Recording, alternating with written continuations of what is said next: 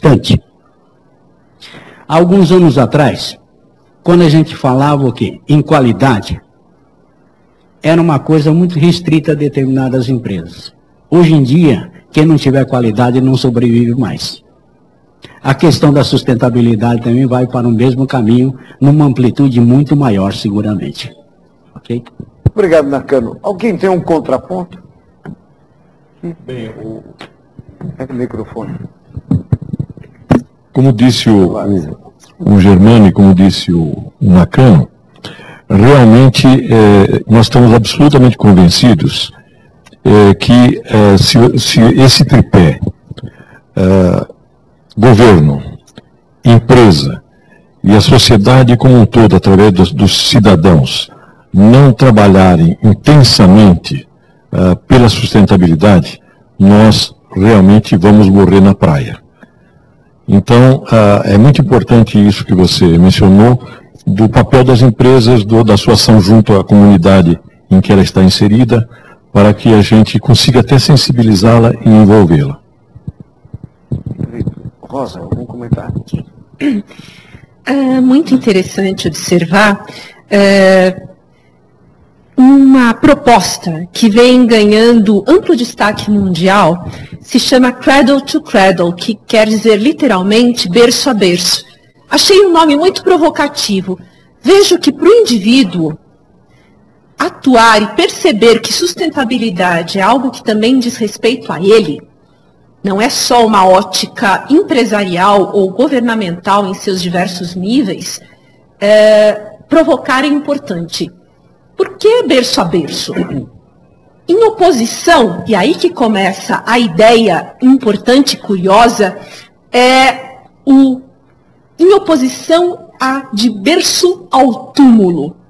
A ideia é o retorno, é a renovação. Ideia do designer McDonald e do químico Baumgart. E o que eles observam é que, para os negócios, isso pode direcionar a mudança com velocidade e em larga escala. Então, você vai falar mais uma questão onde que o indivíduo pode se posicionar em relação a isso. Essa é uma questão que acho muito pertinente. Onde o indivíduo se posiciona? Se nós temos as questões do governo e das empresas, como Nakano colocou tão bem, e foi tão bem complementada aqui. Obrigado, Rosa. Tavares, você gostaria de comentar o aspecto do cidadão? Então, o outro dos agentes... Sem dúvida. Eu acho que o desafio é enorme, porque nós vivemos numa sociedade que, em pleno século XXI, nós esperávamos que, com os avanços tecnológicos, pudesse viver de uma forma melhor, de uma forma mais digna. E o que nós temos visto, principalmente com relação aos países emergentes, é que as classes mais pobres vivem numa condição quase subhumana e lutando pela sua sobrevivência a cada dia. Quando ela vence um dia, ela tem que pensar no dia de amanhã. Então, nós ficamos pensando como sensibilizar essas pessoas que vivem tão precariamente, que vivem com alimentação tão ruim, que moram em situações desumanas, nos morros, próximas aos rios, vítimas das enchentes.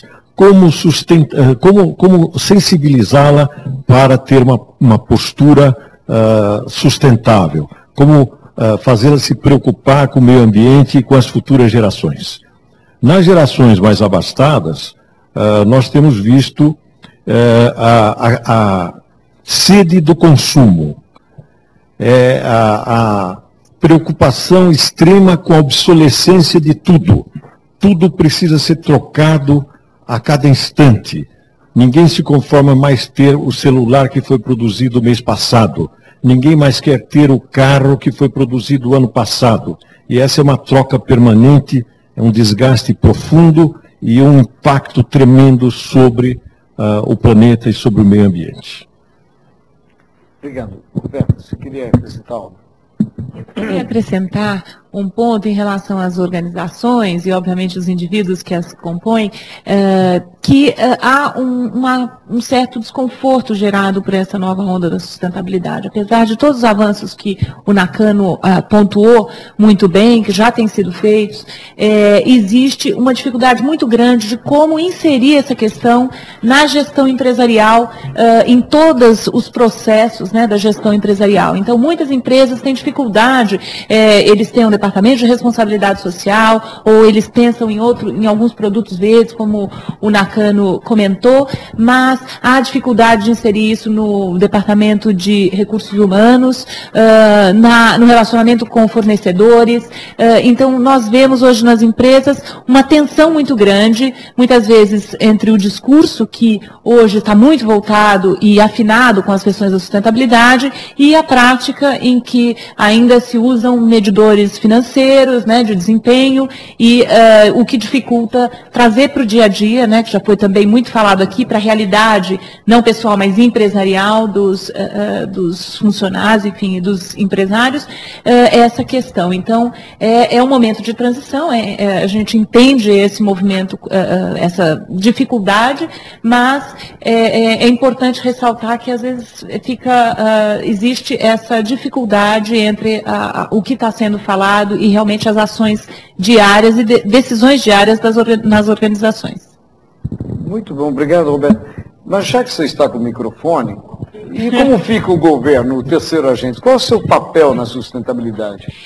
Bom, a sustentabilidade é um tema interessante, primeiro porque ele fala de aspirações, como o Tavares pontuou, né? Então, de que a humanidade, a certo momento, para e fala, peraí, nós pensávamos que nessa altura nós teríamos uma sociedade diferente, mais igual, uma qualidade de vida diferente do que nós temos hoje, e vemos as empresas fazendo, tomando iniciativas e muitas vezes ainda resolvendo problemas muito distantes dessa visão de futuro que a humanidade tem como um todo, né? Nós temos um consenso, se a gente vê qualquer filme que fala aí de futuro, você tem aquela ideia de tudo asséptico, né? As pessoas todas vestidas numa espaçonave de preferência, então não tem que preocupar nem com o meio ambiente, mas assépticos e vivendo lá com toda a medicina avançadíssima, todos alimentados, então todas as questões resolvidas, é uma visão de futuro, né? Eu estou brincando, trazendo aqui um filme, mas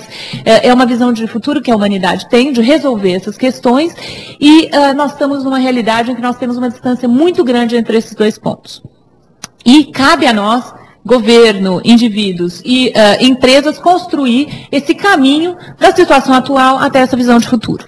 Então, o governo, né, que você me perguntou, Germano, qual a posição hoje? O governo, ele é um ator da sociedade que interage aí com ONGs e organizações e indivíduos aglutinados nessas ONGs ou individualmente, cidadãos, e que busca construir e contribuir para um futuro, uma visão de futuro que a humanidade aí coloca. Ele pode agir da seguinte forma, como um regulador, e há aí uma grande expectativa da população e de cidadãos, principalmente no Brasil, a gente tem algumas pesquisas que mostram que as pessoas estão muito descrentes dos discursos empresariais e esperam que o governo regulamente e de certa forma, potencialize as ações empresariais.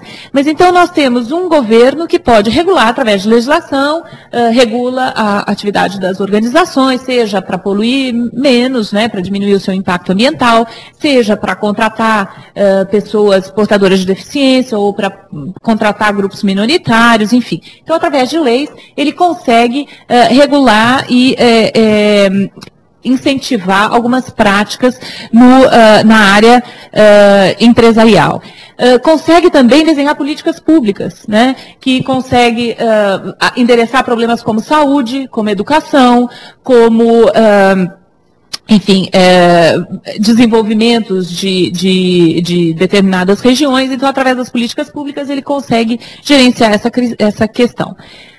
Temos também isso na área de legislação, mas na área do executivo, nós temos o desafio no governo de aplicar na administração pública essa legislação, que curiosamente o governo não é objeto da legislação que ele faz para o setor, né, privado.